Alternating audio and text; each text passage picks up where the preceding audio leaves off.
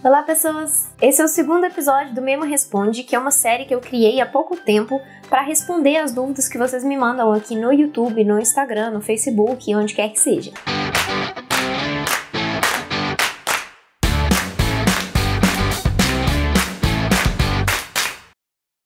Se você ainda não viu o primeiro episódio, eu vou deixar ele linkado aqui em cima no card e aqui embaixo na descrição. Lá eu já respondi várias dúvidas e pode ser que a sua dúvida já esteja lá no meio. Nesse segundo episódio eu separei outras dúvidas que as pessoas mandaram e não esqueçam de continuar mandando as dúvidas que vocês tiverem, seja no vídeo que vocês estão assistindo ou nesse aqui, se por um acaso surgir alguma dúvida enquanto eu tô falando. Antes da gente entrar no vídeo, não esqueçam de deixar o like aqui embaixo, de se inscreverem no canal e de clicar no sininho para ativar as notificações. E me sigam também nas redes sociais, no Instagram, no Facebook e no canal do Telegram.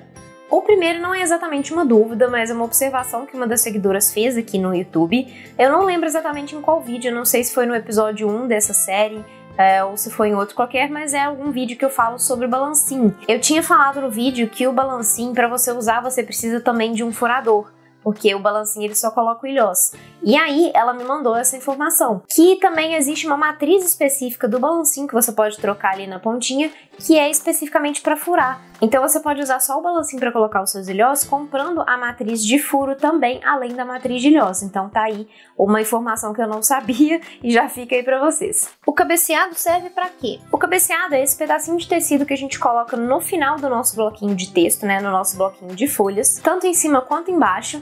E antigamente ele era usado como um apoio a mais aí para segurar as folhas, porque ele era costurado no miolo. E eu acho ainda que no caso de livros mais grossos, que tem muitas folhas, né, enciclopédias, dicionários, etc., eu acho que ele ainda é costurado para ajudar e a sustentar, para soltar com menos facilidade, né? Mas hoje em dia, na grande parte dos cadernos, grande maioria, o cabeceado ele é puramente colado e ele virou um item de decoração. Ele é vendido em formato de fita, em metro de fita, você compra, corta do tamanho do seu caderno e cola ali na beiradinha da sua lombada, do seu bloquinho de texto, do seu caderno. Mas é basicamente para isso, ele serve para decorar. Hoje em dia ele não tem muito uso prático, ele ajuda também a não ficar entrando sujeira ali entre o seu bloquinho e a sua capa, mas isso normalmente não acontece tanto assim também. Então é basicamente decorativo, tá? Ele não tem muito uso nos cadernos de hoje em dia. No cálculo do gap, você usou a medida de espessura do papelão mais 0,6, certo? Esse 0,6 é o tamanho da sua lombada? Essa pergunta foi feita em um vídeo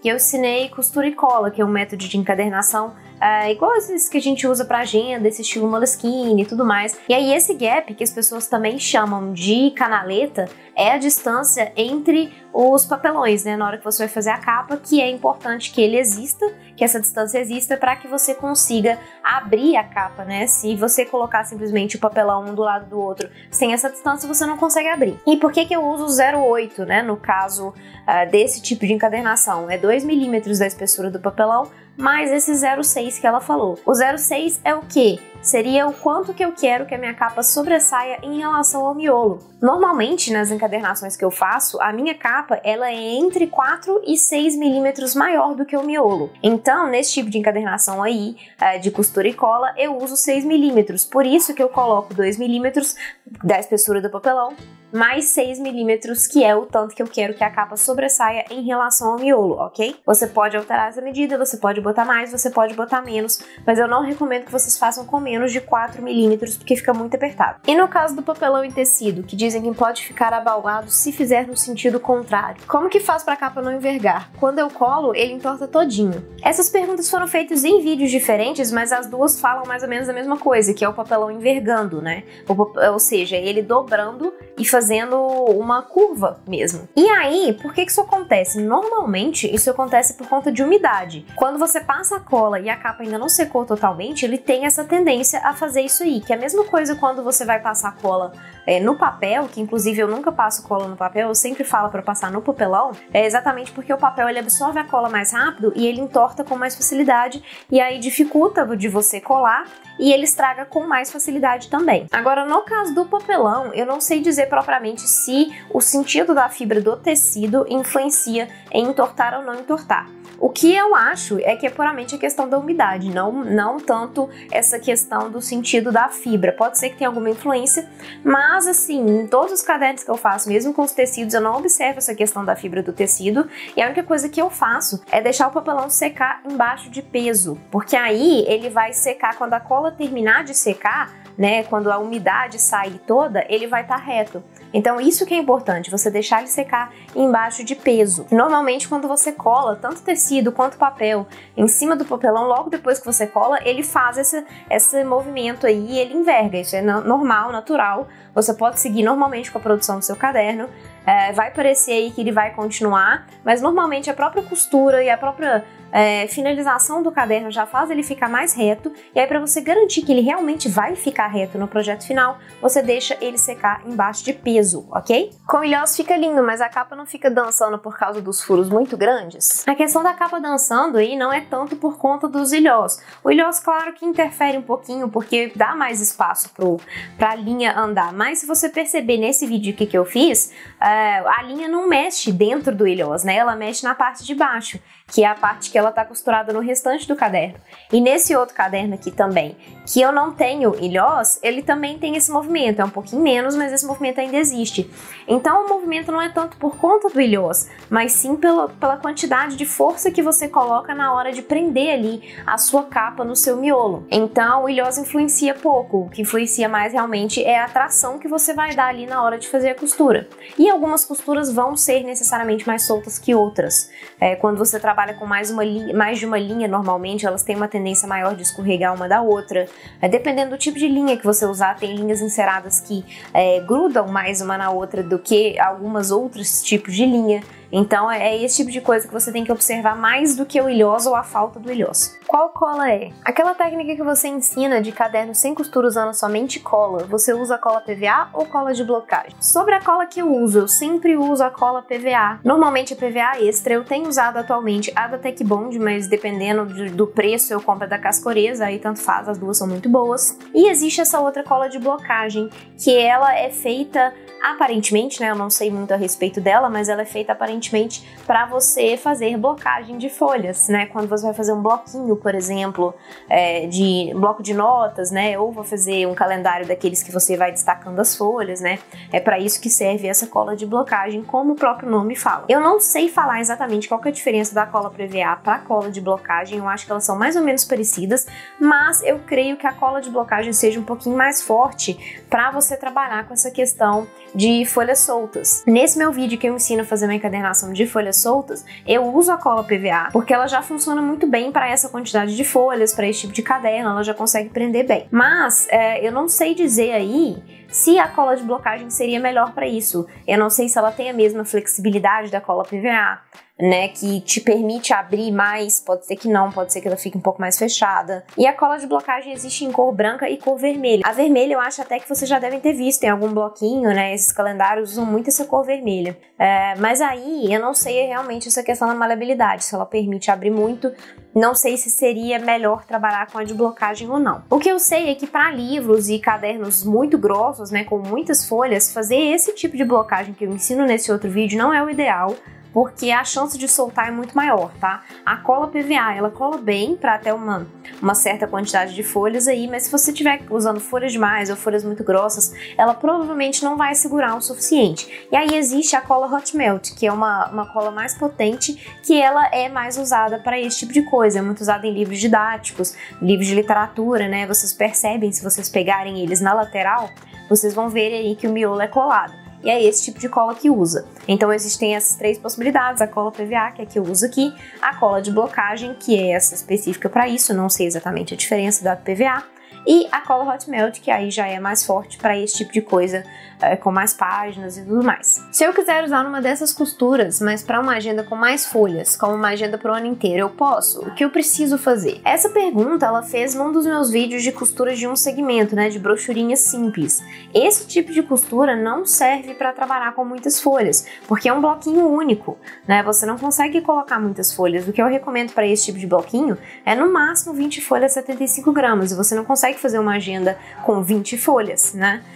Então, para fazer a agenda, o ideal é que você trabalhe com o método de costura e cola, que é o método estilo Moleskine, que é esse aqui que eu tô mostrando no vídeo, e ele funciona muito melhor, porque ele te permite segurar muito mais folhas, você consegue fazer com muito mais quantidade de páginas, né, e sem ter o risco de ficar soltando também. Então, para trabalhar com mais folhas, essas costuras de um segmento não funcionam. Você conseguiria, por exemplo, fazer um caderno estilo long stitch, porque aí você consegue fazer vários bloquinhos, né, um embaixo do outro, aí do mesmo jeito que você faria esse blocado aí que eu mostrei agora, você conseguiria fazer vários aí um em cima do outro separadamente, aí você consegue usar uma costura de um segmento para cada um, né? Aí dá também, só que não é tão comum, eu acho. Normalmente as pessoas usam mais esse outro estilo de costura e cola com a lombada fechada, mas fica aí uma opção também. Qual a gramatura do Chamex Marfim? O Chamex Marfim você só consegue achar ele 75 gramas, tá? Ele é uma folha mais fina,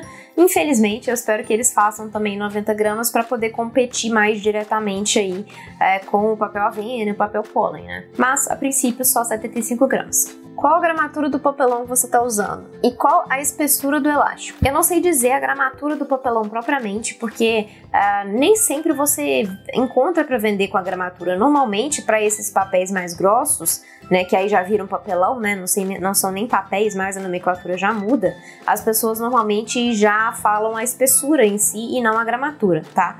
Então eu vou falar a minha espessura que eu uso aqui, que é em torno de 2 milímetros, 1,9, 2 milímetros, que eu acho que é uma quantidade boa, mas eu recomendo no mínimo 1,5 para trabalhar com capa de papelão. A espessura do elástico eu não sei dizer propriamente, eu acho que é em torno de 1 milímetro, mas o que eu acho que ela quis dizer é a largura, né, que é 7 milímetros, que é a medida exata do meu formão que eu uso para fazer o furo para atravessar na capa. Você tem outras opções de elásticos mais finos e mais grossos, mas eu acho que não fica bom, tá? Eu acho que 7 milímetros é a medida ideal e é mais comum de você usar para fazer capa. Você usa impressora normal para imprimir as capas? Gostaria de saber quais tipos de capa podem ser utilizados com essa técnica. Paper Gloss 135 gramas dá certo também? Essas duas perguntas também foram feitas em vídeos diferentes, mas as duas falam sobre impressão de capa, né? Quais papéis você pode usar para capa.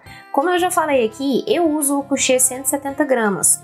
Mas eu sei que tem muita gente que usa esse papel gloss, eu nunca usei, não sei dizer propriamente se funciona ou se não funciona, mas tem tudo para funcionar, porque ele é um papel liso, assim como o papel couché, né? Ele não é poroso, ele tem um revestimento dele de fábrica, então são todas as características importantes aí para você ter uma capa de papel, né? Para você fazer com melhor qualidade. Ele é um pouquinho mais fino, ele é 135, né? Igual ela falou.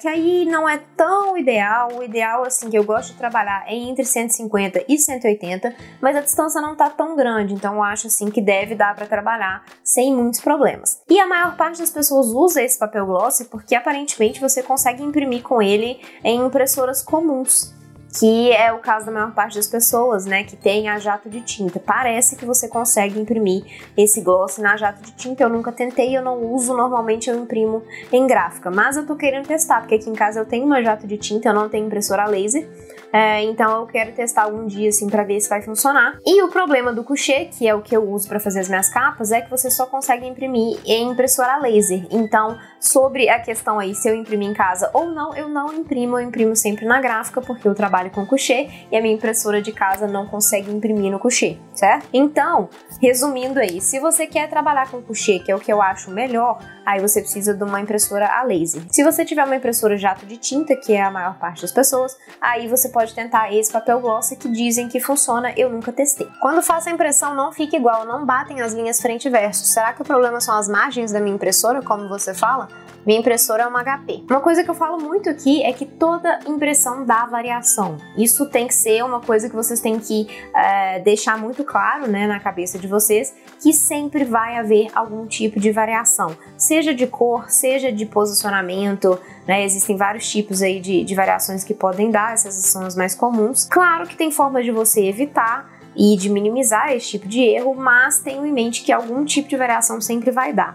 Inclusive, eu sempre coloco em todos os meus anúncios de produtos na loja que existe a possibilidade de dar variação de cor, que pode variar. Inclusive, né, quando você vai fazer foto, né, você faz a foto do produto, pode ter variação de um monitor para o outro, tá? Então isso também tem que ficar claro para o cliente, né, se você for vender os seus cadernos. Mas o que é importante vocês saberem? Existe sim variação de impressão. Normalmente as impressoras de casa, né, que são as mais simples, elas variam muito mais do que as impressoras mais profissionais, as impressoras grandes que têm gráficas. Então, para imprimir em casa, você tem que ter alguns cuidados. Uma coisa que eu sempre falo é a questão das margens de impressão. Cada impressora tem uma margem diferente. Normalmente, a maior parte dessas impressoras tem uma margem de em torno de 1.3 para cada lado. E sempre tem alguma margem que é menor do que outra, né? Tem isso também. Aí você tem que descobrir qual que é a margem da sua impressora para você conseguir trabalhar dentro disso aí. Mas o que eu recomendo? Na minha impressora, por exemplo, ela tem margens diferentes. Ela tem 3 margens menores e uma maior. Aí, quando eu vou fazer os meus miolos, eu sempre faço todas as margens iguais, porque aí eu não tenho problema de ficar centralizando, de fazer a batida da folha do lado certo, para que a margem que é maior encontre com a margem maior do outro lado, sabe? Quando você faz com a margem todas as margens iguais, você tem menos chance de ter essa variação aí de frente e verso. Ainda pode acontecer, provavelmente vai acontecer, mas vai ser uma variação menor. E outra coisa que você sempre tem que fazer também na hora que você vai imprimir é conferir. Imprime uma primeira folha e vê se está centralizado, porque dependendo da forma como a sua impressora puxa o papel, ela pode ficar mais para um lado ou mais para o outro. Então sempre imprime uma folha primeiro, antes de mandar imprimir tudo, e vê se está centralizadinho ou se você precisa arrumar ali o papel na bandeja. Fazendo essas coisas, você consegue minimizar aí o problema de frente e verso, mas sempre vai ter um pouquinho de variação. O tamanho ideal da margem é 1.3 ou 0.7 para fazer um caderno com costura simples. No vídeo sobre margens feitas no Word e no site que entrega pronto, você indicou as duas. Qual seria a medida ideal? A medida ideal entra nisso aí que eu acabei de falar da questão de margem de impressão, vai variar de uma impressora para outra, mas o que eu recomendo é pelo menos 1.3 para todos os lados, né, que é o comum das margens de impressoras dessas de casa, né, a maior parte delas trabalham aí por volta de 1.3, mas pode ser que a sua impressora tenha uma margem maior. Uma forma de você descobrir qual que é a margem da sua impressora é fazendo uma impressão de teste. Você pega uma página no Word mesmo, coloca uma cor toda de fundo, preenche a página inteira e manda imprimir. Ele vai te falar que tem coisa fora da área de impressão, você manda imprimir mesmo assim. Quando sair a folha, você vai ver qual que é a página que saiu sem impressão. E aí você vai lá e mede qual que é a margem, né? Qual que é a margem da sua impressora, e aí você usa essas medidas para fazer os seus projetos futuros. Você sabe me dizer se tem alguma linha encerada que passa na agulha e na miçanga? Eu acho que grande parte das linhas enceradas que a gente usa vai passar na agulha e na miçanga, obviamente dependendo do tipo de miçanga que você faz, que você usa, né?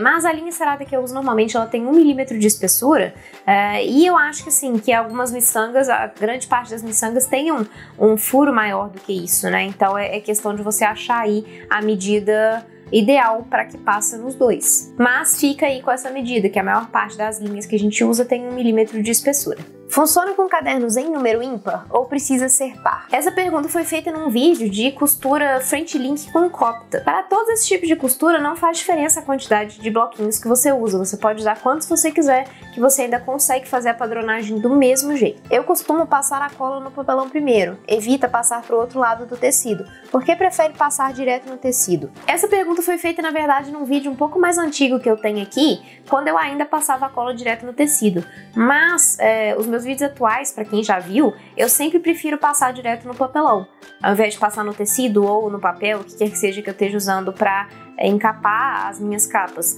porque o papelão, por ele ser mais grosso, ele ter uma gramatura maior, ele absorve muito menos a cola, ele absorve mais devagar.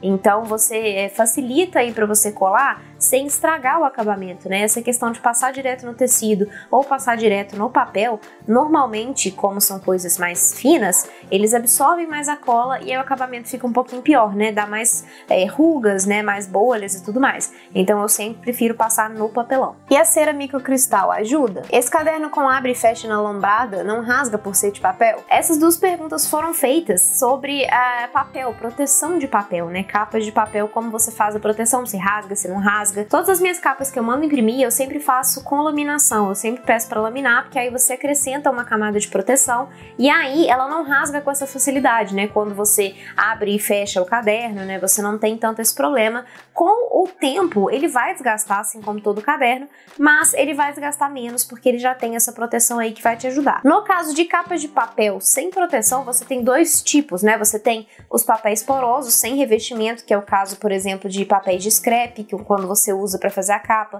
aí eles vão rasgar sim com mais facilidade. Ou o próprio papel couché, que é o que eu uso, mas se você não pedir para fazer a laminação, ele vai desgastar também mais facilmente. Ele vai começar a ficar branquinho antes de efetivamente rasgar, por isso que eu sempre peço para fazer a laminação.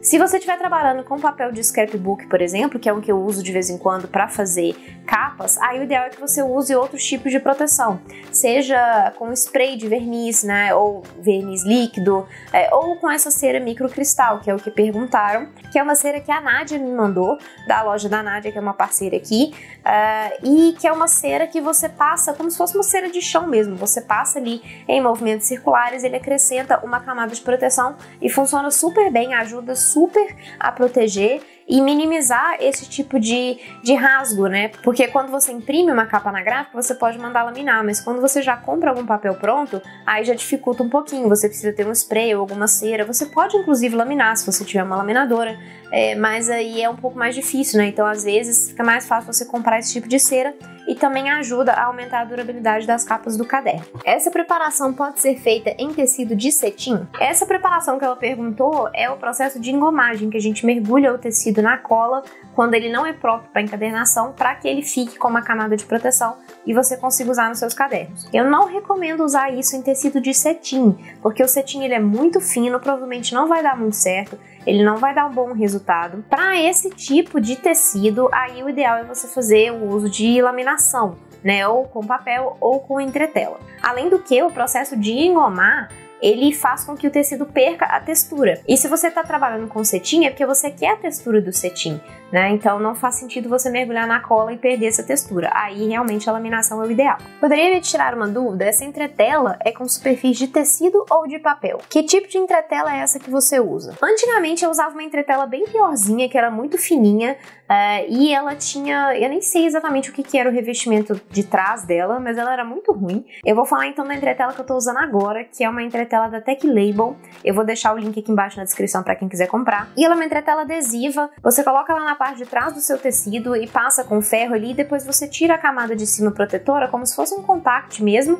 e aí vira um adesivo, né? E aí você consegue colar na sua capa, no seu papelão, sem precisar de cola. Eu não sei exatamente do que é feito essa parte de trás, mas é alguma coisa sintética. Acho que não chega a ser um tecido nem um papel, é alguma coisa sintética, um meio termo ali, meio estranho, mas que funciona bem para isso, tá? Ela é fina ainda, então ela não influencia muito na grossura aí do seu tecido, mas ela já dá um acabamento bom para você trabalhar sem ter muito problema aí de cola passando de um lado pro outro, tudo mais. Até porque você não precisa passar cola, né? Se ela já tem o adesivo, você pode simplesmente usar aquilo ali para colar no seu papelão, não precisa passar cola, né? Então minimiza aí um pouco o seu trabalho, seus gastos com material e tudo mais. E laminação de tecido com papel, você gosta de fazer? Não, eu não gosto de fazer laminação com papel, porque eu acho complicado, assim, das vezes que eu tentei fazer deu bolha em todas elas, eu não consegui fazer 100% sem bolha. Assim, eu consegui fazer 99% da capa sem bolha, mas tinha uma bolha em algum lugar que estragava o acabamento, e eu não conseguia ainda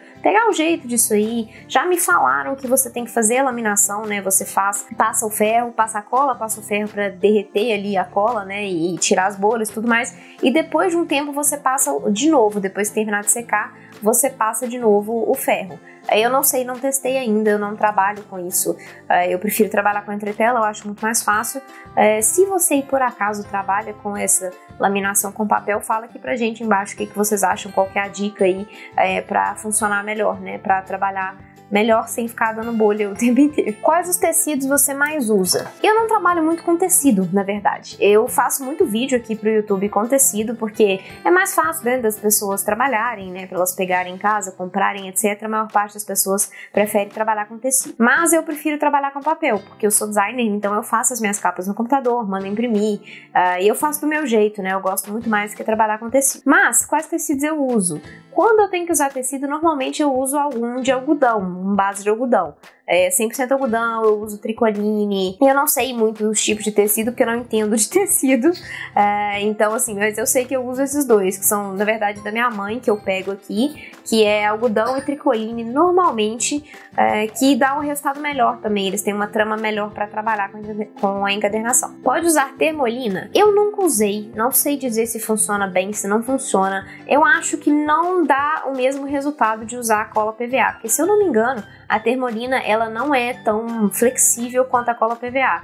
Então não vai dar um acabamento tão legal aí, mas eu nunca usei, eu não sei dizer com certeza. Se você, por um acaso, já tentou fazer o processo de engomagem com termolina, conta pra gente aqui embaixo também. Chegamos ao fim do nosso segundo episódio do Memo Responde. Lembrando que vocês podem mandar dúvida quando vocês quiserem aqui nos vídeos do YouTube, quando vocês estiverem assistindo. Podem mandar também no Instagram, no Facebook. Eu respondo as dúvidas e trago aqui também para que outras pessoas conheçam as dúvidas de vocês e ajude outras pessoas também. Se vocês tiverem alguma informação complementar dessas coisas que eu falei aqui hoje, manda aqui embaixo pra gente nos comentários, que eu também faço um adendo, igual eu fiz com o balancinho lá no princípio, eu faço um adendo se alguém colocar aí alguma informação que eu falei errado, né? Às vezes eu falo coisa errada também, né? Eu não sei tudo. Eu falo assim dentro dos meus conhecimentos. Mas se você tiver alguma coisa aí a acrescentar, também manda pra gente aí embaixo. E eu espero vocês no próximo vídeo.